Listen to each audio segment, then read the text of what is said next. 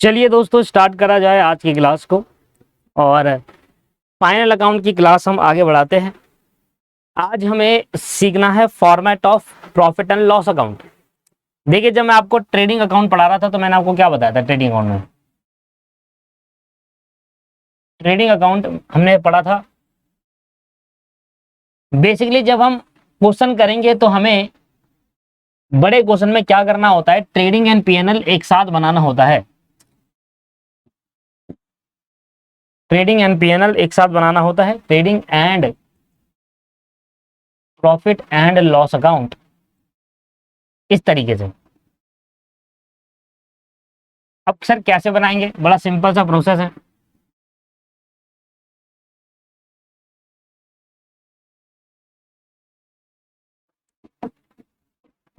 ये पर्टिकुलर्स है, ये अमाउंट है, ये पर्टिकुलर्स, ये amount.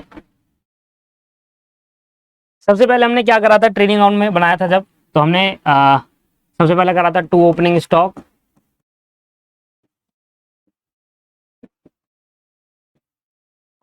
To purchase minus return, to direct expenses, यहां डाला था by sale minus return by abnormal loss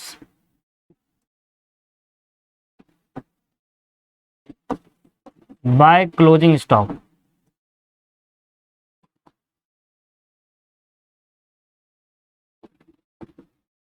total करते थे। इसके बाद यहां पर आता था टू ग्रॉस प्रॉफिट,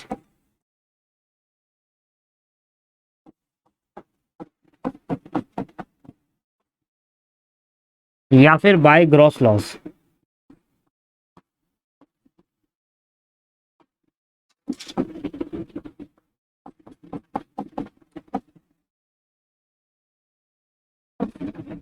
इतना पार्ट हम करते थे दोस्तों। मैंने एक रफली बना दिया है।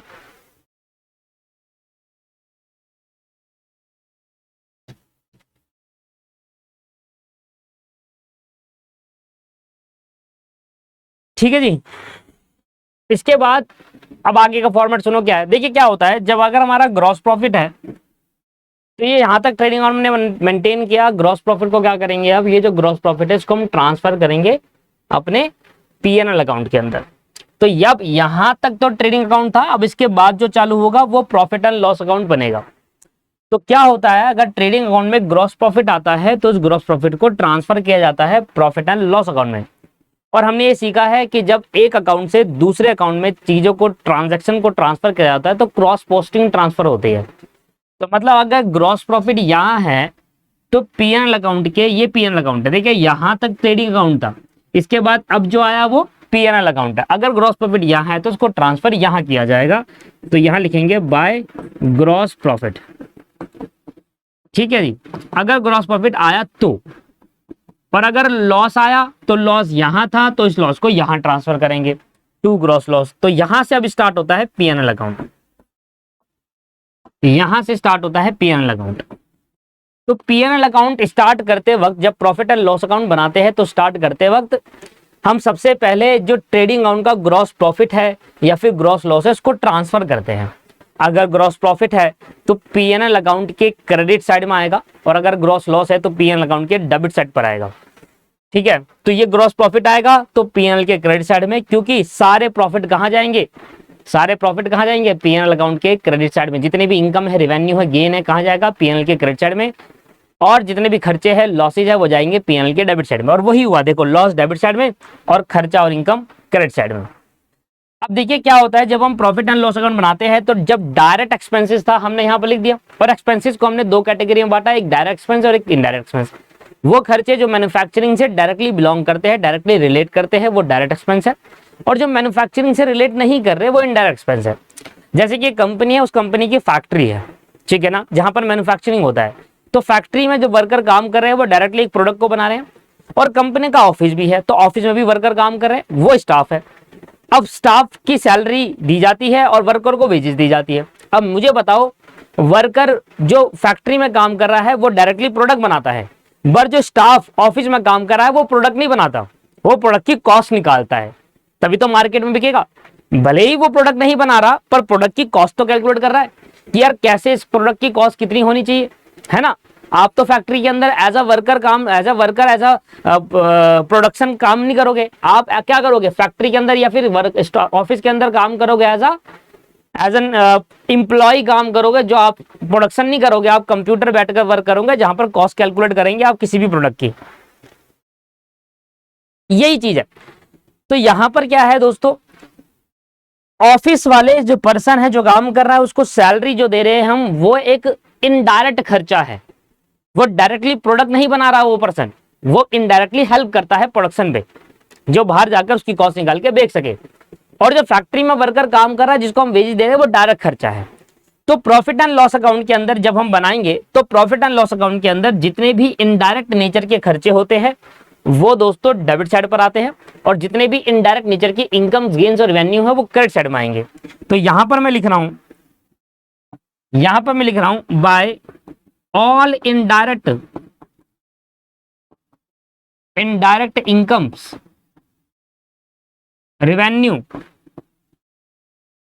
या गेन जो भी होंगे वो क्रेडिट साइड में आएंगे। सर क्यों आएंगे? क्योंकि हमारा नॉमिनल नेचर का होता है प्रॉफिट एंड लॉस अकाउंट, और वो क्या कहता है, debit side all the losses and expense and credit side all the income and gain. तो डेबिट साइड में खर्चे और लॉसेज आएंगे, तो जितने भी इनडायरेक्ट नेचर के खर्चे हैं, इनडायरेक्ट एक्सपेंसेस और लॉसेस, जितने भी इनडायरेक्ट नेचर के खर्चे हैं और जितने भी लॉसेज है उसको हम डेबिट साइड में डालेंगे। इसके बाद हम टोटल करेंगे, और टोटल करने में अगर क्रेडिट साइड ज्यादा आ गई और डेबिट साइड कम आए, मतलब खर्चा कम था इनकम ज्यादा, तो जो प्रॉफिट होगा दोस्तों उसको हम नेट प्रॉफिट कहेंगे। उसको हम क्या कहेंगे? नेट प्रॉफिट कहेंगे,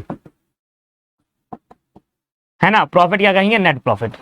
इसके बाद मान लेते हैं खर्चे साइड ज्यादा आ गई, ज्यादा खर्चा हो गया और इनकम हमने कम जनरेट करी है, तो सर हमारा लॉस भी हो सकता है, तो उसको हम नेट लॉस कहेंगे।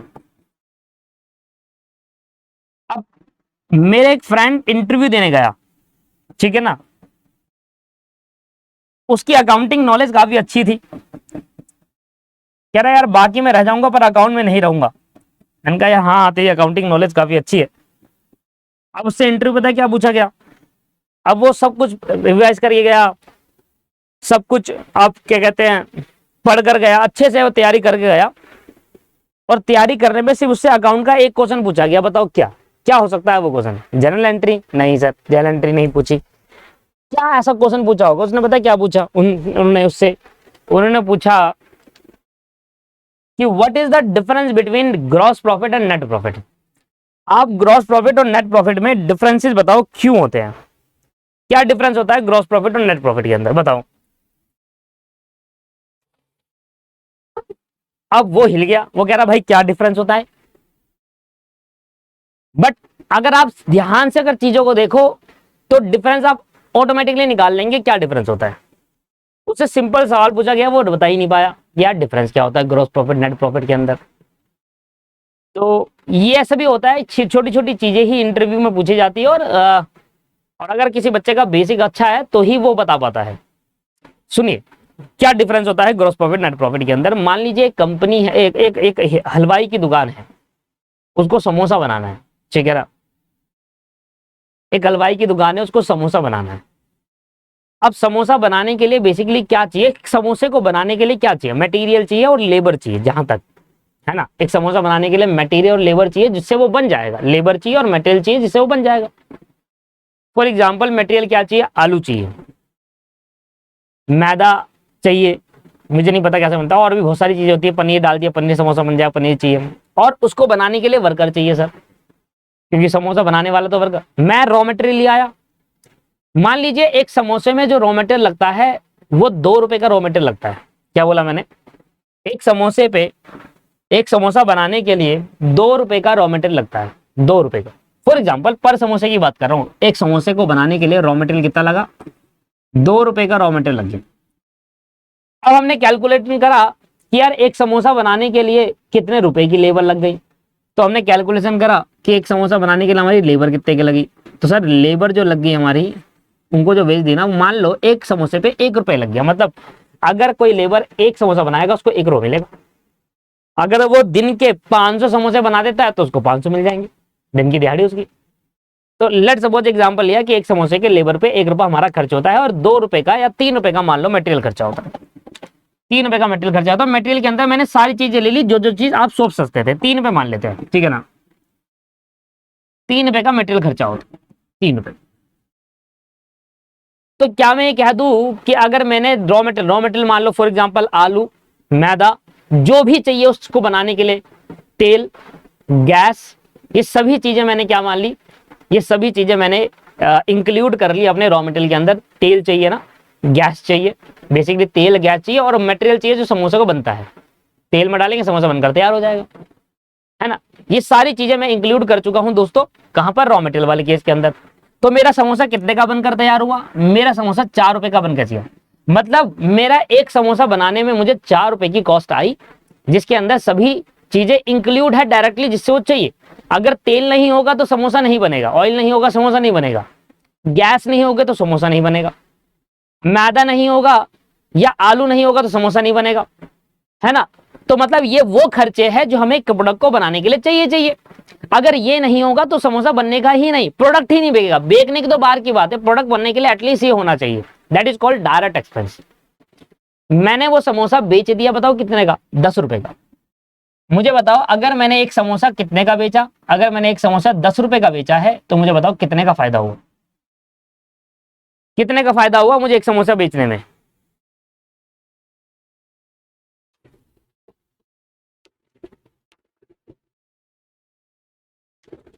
एक समोसे को बनाने की कॉस्ट 4 रुपए आई और उसको बेच दिया 10 रुपए में, तो बड़ी सिंपल है सर, 6 रुपए का फायदा हो गया। 6 रुपए का फायदा हो गया, सिंपल सी बात है। अब मैं आपसे पूछूं, बताओ ये 6 रुपए मैं अपनी जेब में डाल लूं क्या? जो मुझे प्रॉफिट हुआ है ये 6 रुपए कैसे निकाला सर? मैंने कहा भाई 10 रुपए की सेल करी और उसमें 4 रुपए बनाने की कॉस्ट, जो 6 रुपए आया वो मेरा क्या है, फायदा है। ये जो प्रॉफिट है, क्या ये मेरा नेट प्रॉफिट है या ग्रॉस प्रॉफिट है? अब ये समझ में नहीं आएगा नेट प्रॉफिट ग्रॉस प्रॉफिट क्या होता है। अच्छा एक बात बताओ, ये 6 रुपए जो मैंने कमाया है, क्या इससे मैं सीधा ही जेब में डालू अपने घर ले जाऊं और ये कह दूं ये मैंने कमा लिया, मेरी अर्निंग है, ये मेरी इनकम है? नहीं सर, ऐसा नहीं हो पाएगा। क्यों, मैं बताता हूँ। मान लेते हैं समोसे बनकर तैयार हो गए, कस्टमर आता है और एक कस्टमर आके कहता है ये समोसे ना 5 पैक कर दो। पैक करने के लिए चाहिए पन्नियां। समोसा तो बन गया है, समोसा बन चुका है दोस्त, पर समोसे को डिलीवर करने के लिए हमें लिफाफा चाहिए, हमें बॉक्स चाहिए, हमें पन्नियां चाहिए। क्या उस पर खर्चा नहीं होगा? क्या मैं कह दूं मैंने 6 रुपए कमाए डायरेक्टली और मैं जेब में रखता हूं, एक समोसे पे 6 रुपए कमाता हूं? नहीं सर, अगर कोई घर ले जाने के लिए आता है तो उसमें मुझे पन्नियां खरीदनी पड़ेगी और उसकी कॉस्ट भी आती है सर, वो भी मेरा खर्चा है। मैं डायरेक्टली 6 रुपए को जेब में थोड़ा ना रख सकता हूं। 4 रुपए मेरे को बनाने में आया, मैंने आपको बताया, समझिए कॉन्सेप्ट को क्या चल रहा है। 4 रुपए बनाने की कॉस्ट है और 10 रुपए का बेच देता हूं तो 6 रुपए मैं कमा रहा हूं। पर जरूरी नहीं है ये 6 रुपए मेरी नेट इन अर्निंग है, ये मेरा जेब में रहेगा पैसा, इसके बाद मैं सारा पैसा मेरी जेब में है ना। मान लो सर जहां पर आप खड़े हो, जिस जगह पर समोसा बना रहे हो, उसका इलेक्ट्रिसिटी बिल कैसे पे करोगे? इलेक्ट्रिसिटी बिल कैसे पे करोगे? वो भी तो कहीं ना कहीं जो पैसा आएगा कस्टमर से उसी में से दूंगा। मान लो ऐसे ऐसे मैंने 600 समोसे बेचे, ऐसे ऐसे मैंने 1000 समोसे बेचे हैं और 6 रुपए एक समोसे में आ रहा है तो 6000 रुपए कमाए, ऐसा कहूं? नहीं सर, अभी इस 6000 में पहले इलेक्ट्रिसिटी बिल दो, पहले वो लिफाफे खरीदो, अगर कोई लेना है तो लिफाफे में डाल कर दे हम उसे। फिर चटनी भी तो देनी है, हरी चटनी लाल चटनी, इसके बिना तो मजा नहीं आएगा। तो समोसा बनाने की कॉस्ट के अलावा हमारे और भी खर्चे हैं जो होते हैं। समोसा बनाने में 4 रुपए लगा, मैंने सब इंक्लूड कर लिया एक समोसे बनाने पर चटनी के बिना समोसा कैसे दोगे? हरी चटनी लाल चटनी उसको बनाने का खर्चा है या नहीं है? यस। इलेक्ट्रिसिटी बिल उसका खर्चा है या नहीं है? यस। डिलीवरी करने के लिए जो लिफाफे चाहिए उसका खर्चा है, पन्नी चाहिए उसका खर्चा भी, यस। इसका मतलब किसी भी प्रोडक्ट को बनाने की जो कॉस्ट है उसके अलावा फर्दर कॉस्ट भी इंकर्ड होती है। ये तो समझ में आ गया आपको? नहीं आया? यस सर, ये समझ में आ गया है। मतलब अब जरा ध्यान समझिएगा डिफरेंस क्या होता है। जब आप किसी प्रोडक्ट को बेचते हैं और उस प्रोडक्ट को बेचने के बाद जो भी रेवेन्यू जनरेट करते हैं उसमें जब वो कॉस्ट माइनस करते हैं जो सिर्फ बनाने की कॉस्ट है, उसके बाद जो प्रॉफिट आएगा वो ग्रॉस प्रॉफिट है दोस्तों। वो आपका खुद का प्रॉफिट नहीं है जो अपनी जेब में लेकर घर जाओगे, उसके बाद भी कुछ खर्चे होने हैं। तो मतलब अगर हमसे अगर पूछा जाए कि ग्रॉस प्रॉफिट क्या होता है, तो आप ये कहिएगा कि जब भी हम अपने रेवेन्यू में से सिर्फ मैन्युफैक्चरिंग कॉस्ट मतलब डायरेक्ट एक्सपेंसेस माइनस करते हैं, raw material, labour, direct expense, wages वगैरह माइनस करते हैं, तो उसके बाद जो हमारी अर्निंग है, जो प्रॉफिट है, वो ग्रॉस प्रॉफिट माना जाएगा, क्योंकि उसके अलावा भी कुछ खर्चे होने हैं, उसके अलावा भी कुछ खर्चे होने हैं जो हमें खर्च करने पड़ेंगे, उसके अलावा जो कस्टमर से आएगा। अब ये 6 रुपए मेरे पास आए, और मान लो ये 6 रुपए जो मेरे पास आए, इसको मैं नेट प्रॉफिट नहीं कहूंगा, ये मेरी जेब में नहीं जाएगा, ये मेरा ग्रॉस प्रॉफिट है दोस्तों। ग्रॉस का मतलब है कि अभी इसके बाद और खर्चा भी है जो इसमें से पे करना होगा। यस, अब मैंने क्या करा, मैंने कहा देखो 6 रुपए जो था ना, उस 6 रुपए से आप वो खर्चे भी माइनस कर लो जो खर्चे बनाने के अलावा के खर्चे हैं, जैसे कि क्या, लिफाफे का खर्चा, राइट, डिलीवर करने के बाद चटनी बनाना होगा तो चटनी का खर्चा होगा, मान लो डिस्पोजल का खर्चा है, वो जो जिसपे आप दोगे समोसा, कोई हमारे वहां पे बैठकर खाएगा तो इलेक्ट्रिसिटी का खर्चा, फिर एक समोसे पे उसकी क्या कॉस्ट आएगी। लेट्स सपोज मान लेते हैं कि एक समोसे पे उसकी कॉस्ट आती है 2 रुपए, इस 2 रुपए एक समोसा पे हम चार्ज करेंगे, इलेक्ट्रिसिटी, लिफाफे, चटनी का सबका चार्ज कर लेंगे, और देन जाकर प्रोडक्ट कंज्यूम कर लेगा कस्टमर। मतलब मैं दुकान पर गया समोसे वाले की, आज ही सुबह समोसा खा के आया, मैं दुकान पे गया समोसे वाले की, इसलिए मैं एग्जाम्पल ले रहा हूँ आपके लिए। तो मैं बैठकर यही सोच रहा था यार, मैं वहां बैठकर ये सोच रहा था यार इनकी कॉस्ट क्या आती होगी यार, ये कैसे कैसे कमाते होंगे एक समोसे में। तो उन्होंने मुझे बताया कि सर भैया एक समोसे में हम 4 रुपए कमा रहे हैं। मैंने कहा यार कैसे 6 रुपए आप कैसे उनको कर लिया, उन्होंने अपने आप कर लिया, उनको कॉस्ट अकाउंटेंट की जरूरत नहीं है दोस्तों, है ना। वो हलवाई जो है भैया, उनको कॉस्ट अकाउंटेंट की जरूरत नहीं, उन्होंने खुद कर लिया है। मैंने कहा ये ठीक है, पर मैंने आपको समझाने के लिए एग्जांपल लिया कि मैं वहां ये सोच रहा था कि यार कैसे, मतलब कैसे हुआ, तो वो एग्जांपल मैं आपके लिए ले आ रहा हूँ कि यार 6 रुपए है, 10 रुपए का वो समोसा दे रहा है और वो 4 रुपए कमा रहा है, इसका मतलब समोसे की बनाने की कॉस्ट तो 4 रुपए आई, उसके अलावा भी कुछ कॉस्ट खर्च करनी पड़ती है, चटनी की, अपना इलेक्ट्रिसिटी बिल जहां बैठकर हम खा रहे हैं, ठीक है ना, उसके बाद वो डिस्पोजल, जिस डिस्पोजल में उन्होंने मुझे डाल कर दिया था। तो इसका मतलब मान लेते हैं कि वो सारे खर्चे इंक्लूड कर लेते हैं 2 रुपए के अंदर, जो बनाने की खर्चा है, बनाने का खर्चा, सॉरी बनाने का नहीं, जो बनाने के बाद के खर्चा है, जब प्रोडक्ट कस्टमर कंज्यूम करेगा। मैं वहां जाऊंगा, मुझे बोला समोसा दे दो भैया, दो, तो उसने मुझे समोसा दिया, तो समोसा बनाने की कॉस्ट तो 4 रुपए, अब उसको 10 रुपए दूंगा तो कहेगा 4 रुपए तो बनाने का जेब में रखता हूँ, ये तो मेरा बनाने का खर्चा है ना, ये मैंने लगाया जो। उसके अलावा ये इलेक्ट्रिसिटी बिल, ये डिस्पोजल है, चटनी, इसका भी 2 रुपए अलग से रखता हूँ, तो ये 2 रुपए अलग से रखने का, इसके बाद 4 रुपए जो है जो उसने कमाया एक समोसे पे। मतलब आप समझिए कि ग्रॉस प्रॉफिट सर आपकी वो इनकम नहीं है, वो इनकम नहीं है जो आप अपने घर लेकर जाएंगे और कहेंगे अपनी बाबू से कि यार ये आज मैं इतना कमा के लाया हूं अपने बिजनेस के अंदर, वो इनकम नहीं है ग्रॉस प्रॉफिट। वो कह रहा है देख रहे हैं एक समोसा में 6 रुपए कमाता हूं, नहीं, बाबू मारेगी आपकी, कहेंगे नहीं ऐसे नहीं होगा, कॉस्ट अकाउंटिंग अच्छे से करनी है तुम्हें। इसलिए वो कहेंगे देखो 6 रुपए आपकी जो इनकम है वो नहीं, ये तो बनाने का खर्चा है, अपना इलेक्ट्रिसिटी बिल भी मैनेज करना है, चटनी का खर्चा भी मैनेज करना है। तो बाबू आपको समझा रही है कि बेटा सुन लो मेरा बच्चा, इधर देखो, वो कह रहा है कि देखो gross profit he net in earning नहीं होती, उसमें और भी खर्चे होते हैं जो खर्च करने पड़ते हैं और जो उसमें से खर्च करने पड़ते हैं। इसका मतलब मैंने ग्रॉस प्रॉफिट के अंदर और भी इनडायरेक्ट एक्सपेंसेस खर्च करे जो प्रोडक्ट को बनाने से रिलेटेड नहीं था बट डिलीवर करने से रिलेटेड चीजें थी, मतलब कस्टमर एंड तक कस्टमर को पहुंचाने के लिए कुछ खर्चे और पड़ने पड़ते, तब जाकर जो आप कमाओगे वो नेट प्रॉफिट होगा। इसका मतलब ये समझिए दोस्तों कि ग्रॉस प्रॉफिट कोई एक्चुअल अर्निंग नहीं है, ग्रॉस प्रॉफिट कोई एक्चुअल अर्निंग नहीं है जो हम कमा रहे हैं, उसमें उस प्रॉफिट में ये कह सकते हैं कि हाँ प्रोडक्शन कॉस्ट रिकवर होकर हमारे पे नेट इतना बचा है। अब वो खर्चे जो प्रोडक्शन कॉस्ट के अलावा हो सकते हैं कस्टमर तक पहुंचाने तक, वो भी माइनस कर लो और जो कमाएंगे वो नेट प्रॉफिट है। इसका मतलब नेट प्रॉफिट वो प्रॉफिट है जो हम अपनी जेब में रहते हैं और उसमें से सारे खर्चे माइनस कर लेते हैं। अब सुनिए मेरी बात, कैसे निकाला मैंने। अगर आप मुझसे पूछे कि ग्रॉस प्रॉफिट क्या होता है, आप कैसे कैलकुलेट करेंगे, तो सुनिए ध्यान से। मैंने कहा टोटल रिवेन्यू में से, रिवेन्यू मतलब इधर आ गया सेल, टोटल सेल में से आप सबसे पहले माइनस करना डायरेक्ट एक्सपेंसेस, जितने भी डायरेक्ट एक्सपेंस है वो सब माइनस कर देना सर। और जब डायरेक्ट एक्सपेंस माइनस कर दोगे उसके बाद जो निकल कर आएगा वो ग्रॉस प्रॉफिट निकल कर आएगा, ठीक है जी। अगर आपको नेट प्रॉफिट निकालना, आप क्या कहोगे, ग्रॉस प्रॉफिट तो वो प्रॉफिट होता है जो हम अपनी जेब में रखकर घर नहीं जाएंगे, ग्रॉस प्रॉफिट वो प्रॉफिट होता है जो प्रॉफिट हमने कमाया, बट इसमें अभी और खर्चा भी करना बाकी है, अभी होगा और खर्चा। आइए, वो खर्चा कौन सा है? Indirect expenses.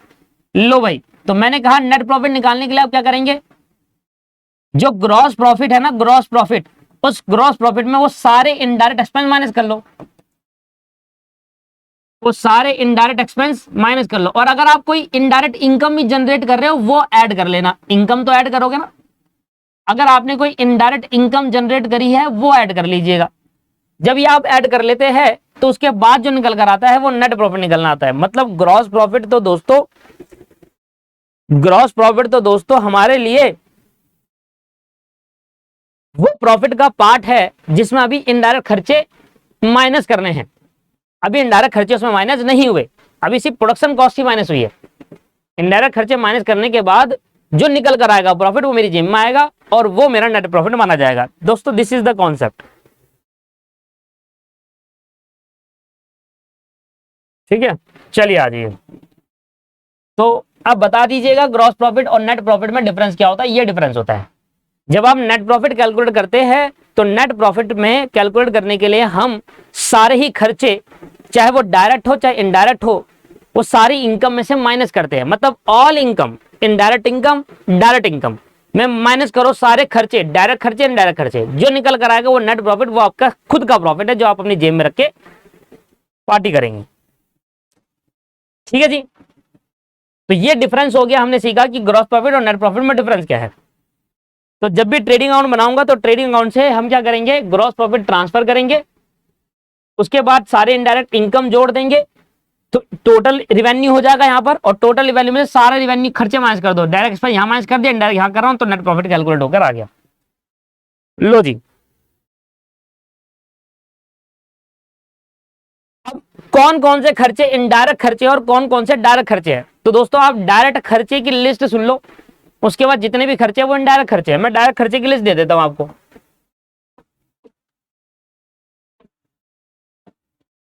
आप डायरेक्ट खर्चे की लिस्ट लिख लो ना, वो खर्चे डायरेक्ट है, लिस्ट ऑफ डायरेक्ट एक्सपेंस, उसके बाद जितने भी खर्चे हैं वो इनडायरेक्ट है, लिस्ट ऑफ डायरेक्ट एक्सपेंस।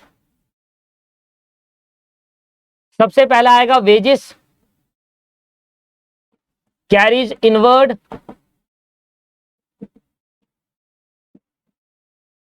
उसके बाद आएगा फ्रेट इनवर्ड, उसके बाद आएगा क्लियरिंग चार्जेस,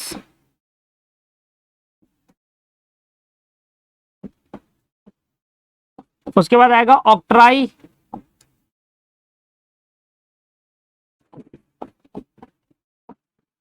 ऑक्ट्राई को बोलते हैं टोल टैक्स। रोड पर जब आप टैक्स पे करते हो तो वो टैक्स जो होता है वो टोल टैक्स ऑक्ट्राई कहते हैं। और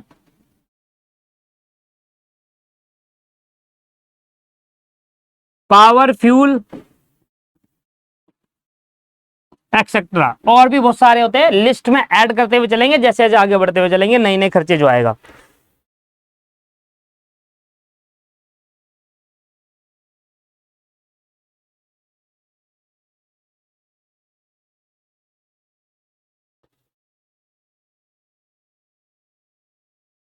चलिए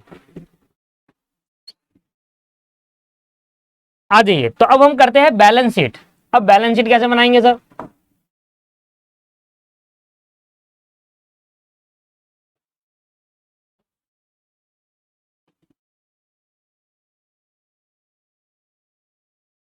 बैलेंस शीट क्या होती है हमारी? पोजीशन स्टेटमेंट होती है, याद आ रहा है आपको? बैलेंस शीट दोस्तों हमारी पोजीशन स्टेटमेंट होती है, समझ रहे हो?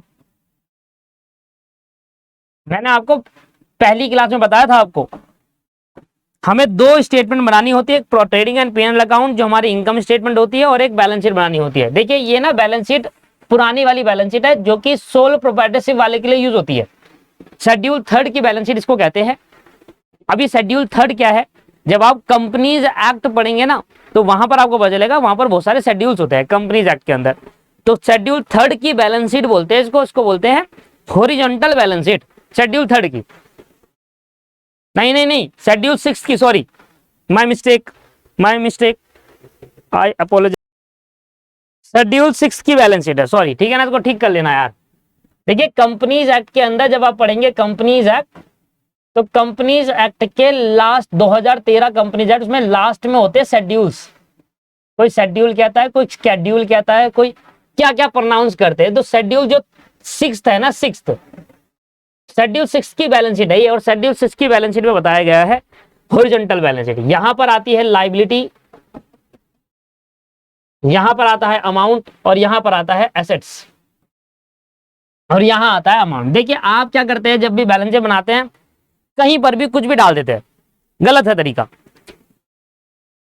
देखिए कहीं पर भी कुछ नहीं डालते, आपने बैलेंस शीट कभी ढंग से बनाई नहीं है। बैलेंस शीट बनाने का एक तरीका होता है, जो तरीका आपको आज नहीं फॉलो कर रहे कोई बात नहीं, जब एक्चुअली में जब किसी कंपनी के अंदर काम करोगे ना, वहां पर वो तरीका आपको फॉलो करना पड़ता है। यहां पर आप नहीं भी फॉलो करते तो एग्जामिनर जो है, जो चेक करने वाला पेपर है, वो कुछ नहीं कहता, आपको नंबर दे देता है। बट अगर मैं सही तरीके से बताऊं कि कैसे बैलेंस शीट मेंटेन होती है, वो एक तरीका ये है। पहला आता है ऊपर करंट एसेट, नीचे आता है पहले आता है ऊपर नॉन करंट एसेट, नीचे आता है करंट एसेट। या तो पहले करंट एसेट लिख लो, नॉन करंट बाद में लिख लो, या नॉन करंट ऊपर लिख लो, करंट बाद में लिख लो। ऐसा मत करो कि एक करंट, एक नॉन करंट एसेट, एक करंट एसेट, एक नॉन करंट एसेट, ठीक है ना, ऐसा मत करिए। करंट एसेट वो एसेट होती है जो हम एक साल के अंदर अंदर अपनी एसेट को कैश में कन्वर्ट कर लेते हैं, जैसे कि कैश, बैंक, डेटर, बीआर, ये हमारी करंट एसेट के अंदर आते हैं। जैसे कि स्टॉक, इन्वेंट्रीज, ये करंट एसेट के अंदर आता है। वो एसेट्स जो विद इन 1 ईयर कन्वर्टेबल हो जाती है कैश के अंदर, एक साल के अंदर जो एसेट कैश में कन्वर्ट हो जाती है उसको करंट एसेट नाम दिया जाता है। और वो एसेट जो हम बेचने के पर्पज से नहीं करते, उसका यूज करते हैं बिजनेस में अर्निंग करने के लिए, वो नॉन करंट एसेट होता है दोस्तों। तो तरीके समझिए, सबसे पहले ऊपर मैं लिख रहा हूं नॉन करंट एसेट, तो कोशिश करिए कि ऊपर नॉन करंट एसेट लिखे, नीचे नॉन करंट एसेट लिखे। तो एक हेडिंग बनाते हैं नॉन करंट एसेट। कुछ भी उल्टे सीधे मत करा करो, तरीके से बनाओ बैलेंस शीट, अगर बनानी है तो कुछ सीख के जाओ। तरीका क्या है, एक नॉन करंट एसेट लिख रहे हो तो सारी नॉन करंट एसेट ऊपर लिख लीजिए, और सारी ही नॉन करंट एसेट नीचे लिख लीजिए। नॉन करंट एसेट में आता है लैंड एंड बिल्डिंग, ठीक है ना,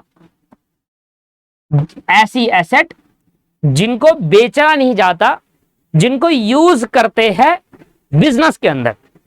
करंट एसेट वो एसेट होती है जो एक साल के अंदर अंदर कैश में कन्वर्ट हो जाती है, ठीक है जी। लैंड एंड बिल्डिंग को हम बेच दो थोड़ी ना, इस साल में खरीदूंगा एक अभी बेच दूंगा क्या ना।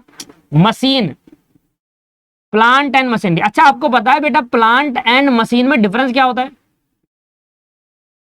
कोई बताएगा what is the difference between plant and machine? आपने पढ़ा होगा बहुत जगह प्लांट एंड मशीनरी डिफरेंस बताएगा कोई? जैसे कि फर्नीचर कर लिखते जाओ, बताते जाओ, पर डिफरेंस बताइए, सोचिए। मैं लिखते जाता हूं, फर्नीचर आ गया, इसके बाद land and building, plant and machinery, furniture, computer, जो भी आप, इसके बाद आती है इन्वेस्टमेंट, एक्सेट्रा लिख रहा हूं, बहुत सारे हो सकते हैं, वो डिपेंड करता है क्वेश्चन के अंदर। ये आ गया सर नॉन करंट एसेट। अब आते हैं करंट एसेट के अंदर, मैं बस छोटा सा एग्जांपल दे रहा हूं, ठीक है जी। तो बैलेंस शीट को 2 भाग में बांटो, non current asset, current asset. Current asset में कौन सी एसेट? वो ऐसी एसेट जो एक साल के अंदर अंदर कैश में कन्वर्ट हो जाती है, जैसे कि क्या, डेटर, जैसे कि क्या, बीआर, बिल रिसीवेबल, जैसे कि क्या, स्टॉक, कैश इन हैंड, और कैश एट बैंक। ये हमारी करंट एसेट के अंदर आता है, वो कैश जो हैंड में और वो कैश जो बैंक में है। इस तरीके से बैलेंस शीट बनाई जाती है, और यहां पर टोटल करा जाता है एसेट का। और आपको मैंने अकाउंटिंग इक्वेशन वाले चैप्टर में बताया था और प्रूव भी किया था कि कंपनी के अंदर जितनी भी एसेट्स है उतनी ही लायबिलिटी होती है।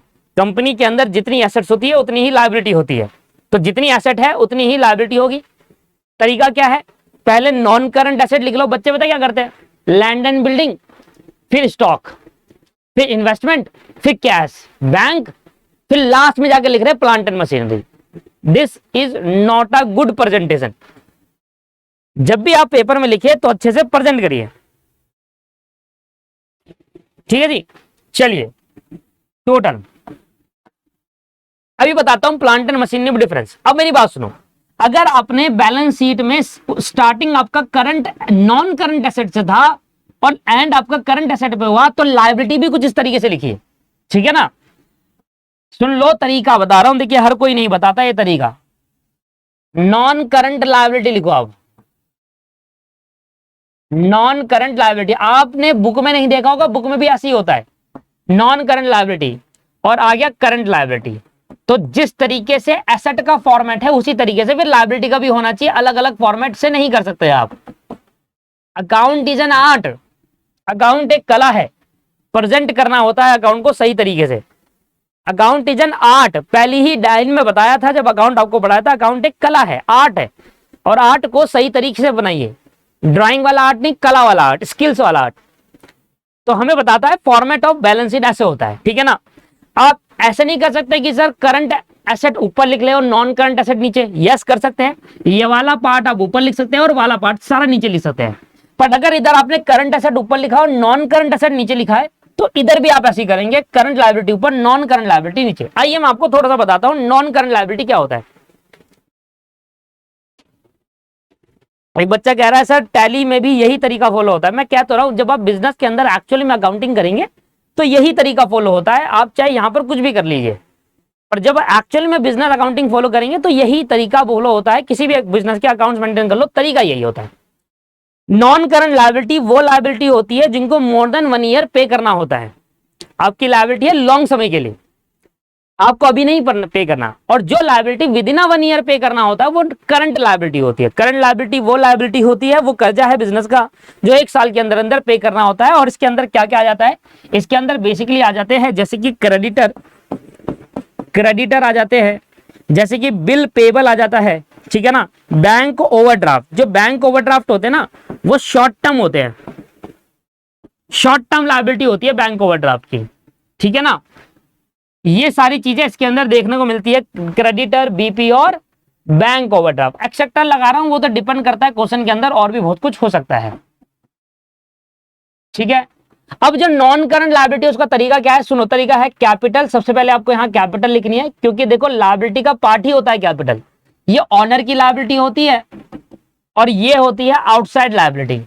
इसमें ऐड करेंगे नेट प्रॉफिट। आपको अकाउंटिंग इक्वेशन में क्या सिखाया था बताओ, जो भी प्रॉफिट होगा, बताओ क्या सिखाया था आपका अकाउंटिंग इक्वेशन में, जो भी प्रॉफिट होगा वो कैपिटल में ऐड होता है, याद है ना। सारे प्रॉफिट कैपिटल में ऐड होते हैं और सारे खर्चे कैपिटल से माइनस होते हैं। तो अगर बिजनेस ने प्रॉफिट कमाया तो कैपिटल में ऐड करोगे नहीं करोगे, यस ऐड करोगे। शुरुआत में जब अकाउंटिंग क्वेश्चन आप पढ़ रहे थे तो वहां पर आपको बताया गया था कि आपने 1 लाख से बिजनेस स्टार्ट करा तो आपने लायबिलिटी साइड में कैपिटल लायबिलिटी साइड में डाला। 1 लाख से बिजनेस स्टार्ट करा, कैपिटल लायबिलिटी साइड में डाल दिया, ठीक है जी। तो 1 लाख रुपए आपने कैपिटल लगाया, आपने कहा कि कैपिटल साइड में बढ़ा दिया और एसेट में 1 लाख कैश कर दिया। फिर आपने प्रॉफिट कमाया तो कैपिटल में ऐड करा। तो प्रॉफिट जब बिजनेस कमाएगा तो बिजनेस एक तो क्या है, बिजनेस एक नॉन लिविंग थिंग है, मतलब बिजनेस एक नाम है, एक बिल्डिंग है। वो ऑनर के हाथ में जाकर कैश नहीं पकड़ाएगा, वो अपनी लायबिलिटी इंक्रीज कर देगा कि हाँ 1 लाख तूने लगाया था ऑनर, 1 लाख की तो लायबिलिटी मेरे पे है, ड्यूरिंग द ईयर मैंने 10,000 कमाया, ये लो अब मैं आपको 1,10,000 दूंगा। इसलिए दोस्तों ऑनर क्या करता है, बिजनेस क्या करता है, अपनी लायबिलिटी में अपनी लायबिलिटी बढ़ा देता है। जब प्रॉफिट देना होगा ऑनर को तो अपनी कैपिटल में से नेट प्रॉफिट ऐड कर देगा। कैपिटल में नेट प्रॉफिट ऐड करने का रीजन ये होता है 1 लाख शुरू में लगाया था, 10,000 कमाया तो अब 1,10,000 दूंगा। पर देने से पहले ये चेक करूंगा कि आप कुछ ड्राइंग्स तो नहीं ले गए थे पर्सनल यूज के लिए। अगर पर्सनल यूज के लिए कुछ ले गए तो वो डिडक्ट भी कर लूंगा, है ना। अगर आप पर्सनल यूज के लिए कैसा ले जाएंगे तो वो डिडक्ट भी मैं कर लूंगा इस तरीके से। और अगर सेम मान लो यहाँ पर नेट प्रॉफिट की जगह होता है नेट लॉस तो माइनस हो जाता, ऑब्वियस है। प्रॉफिट होगा तो कैपिटल बढ़ा दूंगा। रीजन पता है क्यों बढ़ा रहे हैं, बिजनेस अपनी लायबिलिटी बढ़ा रहा है कि मुझे 1 लाख इसने दिया था वो तो देना ही है, साथ में 10,000 प्रॉफिट देना, मतलब 1,10 देना है। पर अगर यही 10,000 का लॉस होता तो 90 दूंगा भाई, कि प्रॉफिट तुम्हें दे रहा हूं तो लॉस भी तुमसे ही रिकवर करूंगा। तो नेट प्रॉफिट अगर है तो ऐड करना है और नेट लॉस हुआ तो माइनस करना है। और इस तरीके से आप ये बार अमाउंट यहां पर पुट कर देंगे। इसके बाद यहां पर आ जाएगा लॉन्ग टर्म लोन्स, जैसे कि बैंक लोन होते हैं। बैंक से जब आप लोन लेते हो तो वो लॉन्ग टर्म लोन्स होते हैं, लॉन्ग टर्म लोन्स जो कि बैंक के हो गए, वो आप यहाँ पर डाल देंगे। और भी बहुत सारे लायबिलिटी हो सकती है। आउटस्टैंडिंग एक्सपेंस एक लायबिलिटी है, वो खर्चा जो पे करना था आपने पे नहीं करा, आउटस्टैंडिंग एक्सपेंस वो एक लायबिलिटी है ना। तो बहुत सारी ऐसी लायबिलिटी यहाँ पर देखने को मिलती है। और इस तरीके से जब आप यहाँ पर पुट कर देंगे तो ये आपकी balance sheet proper balance sheet है जो आपने ऐसे बनानी है। अब आगे देखिए, धीरे धीरे चीजें आगे आती रहेगी। बच्चा कह रहा है सर डिबेंचर लायबिलिटी। देखिए अगर आप डिबेंचर होता ना तो वो कंपनी होती है मेरे भाई, हम कंपनी नहीं पढ़ रहे। कंपनी डिबेंचर इशू कर सकती है, सोल प्रोप्राइटरशिप नहीं कर सकता अपना डिबेंचर इशू। तो सोल प्रोप्राइटरशिप केस के अंदर डिबेंचर का केस आता ही नहीं।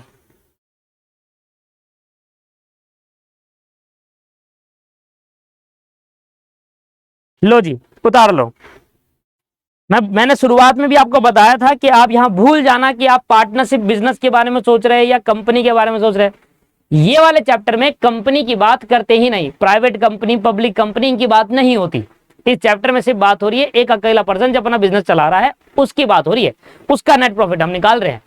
जैसे जैसे बच्चा आगे बढ़ता हुआ जाता है वो भूलता चले जाता है कि हाँ अरे कंपनी के पास तो डिबेंचर भी होते हैं, कंपनी के पास तो शेयर इशू करते हैं, शेयर भी होती है ना, बॉन्ड्स भी होते हैं, वो सब भूल जाता है। भाई हम चैप्टर पढ़ रहे हैं सोल प्रोप्राइटरशिप के लिए, तो उसी के पर्पज से हमें सीखना है।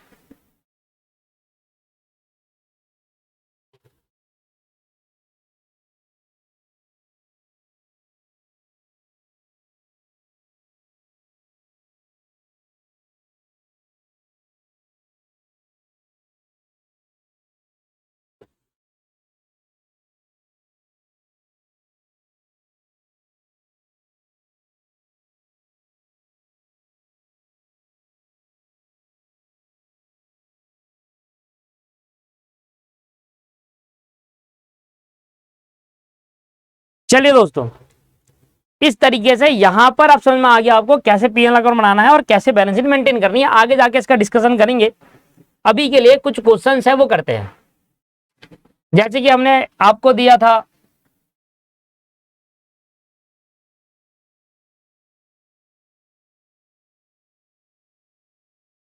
अभी अलग क्वेश्चन आपके लिए होमवर्क में दे रहा हूं जो कि मैं नेक्स्ट क्लास में कवर कराऊंगा।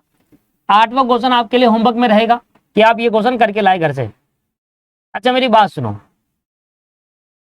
अगर आप ये नहीं है तो इस वीडियो को बार बार देख लेना और इस क्वेश्चन को यहीं से देख लेना। अगर स्क्रीनशॉट नहीं हुआ, अगर स्क्रीनशॉट हो गया तो वेल इन गुड है, अगर स्क्रीनशॉट नहीं हो पाता तो वीडियो को देख लेना। मैं आपको दिखा देता हूँ, यहाँ रोक दिया मैंने, टाइमिंग देख लेना और यहाँ रोक दिया है। इसके बाद यहीं से पढ़कर अगर आपकी बुक में नहीं मिला तो यहाँ आराम से देखकर इसको सॉल्व कर लेना और ये आपका आंसर है, ग्रॉस प्रॉफिट और नेट प्रॉफिट। ठीक है सर, इसको आपको करके लाना है। इसके बाद तो फिर एडजस्टमेंट चालू हो गई है, इसके बाद हम नहीं सकते। हाँ ये क्वेश्चन करके लाना है और एक वाला क्वेश्चन करके लाना है। इससे पहले आपको एक और क्वेश्चन करके लाना है। इसमें एडजस्टमेंट है ये नहीं, हाँ ये वाला कह रहा है indicate where the flowing item will be show in a various component of trading account and PNL account. कह रहा है इसमें से ये बताओ कि कौन कौन सा आइटम ट्रेडिंग अकाउंट में जाएगा और कौन कौन सा आइटम पीएनएल अकाउंट में जाएगा। मैंने आपको ट्रेडिंग अकाउंट के खर्चों की लिस्ट बता दी थी, ओपनिंग स्टॉक, परचेज रिटर्न, फिर सारे डायरेक्ट एक्सपेंस, फिर सेल रिटर्न, क्लोजिंग स्टॉक और एबनॉर्मल लॉसेस। इसके अलावा सारे के सारे खर्चे और इनकम पीएनएल में जाएंगे, ट्रेडिंग अकाउंट में गिने चुने जाते हैं, वो याद कर लो। बाकी सारे खर्चे कहां जाएंगे, पीएनएल अकाउंट के अंदर। तो आपको ये लिख कर लाना है, बताना है, ये आपकी बुक में मिल जाएगा। ठीक है, नहीं मिला तो यहीं पर देख लेना। मैं फिर यह कर रहा हूं कि यहाँ पर देखिए आराम से टोटल आपके पास 24 है, हाँ 24 है। आराम से आप इसको देखेंगे और बताएंगे कि कौन सा खर्चा ट्रेडिंग में और कौन सा खर्चा पीएनएल में आएगा। ठीक है ना,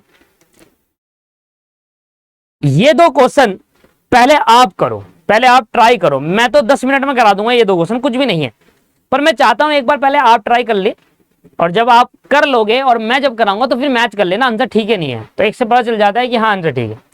चलिए आज की क्लास को मैं यही समाप्त करूंगा और ये वाला क्वेश्चन और इससे एक नीचे वाला क्वेश्चन मैं आपको नेक्स्ट क्लास में कराऊंगा, प्लस एडजस्टमेंट क्यों करते हैं हम वो भी करेंगे और फिर एडजस्टमेंट स्टार्ट कर देंगे। बस इतना ही बेसिक थ्योरी है, इसके बाद एडजस्टमेंट स्टार्ट करते हैं।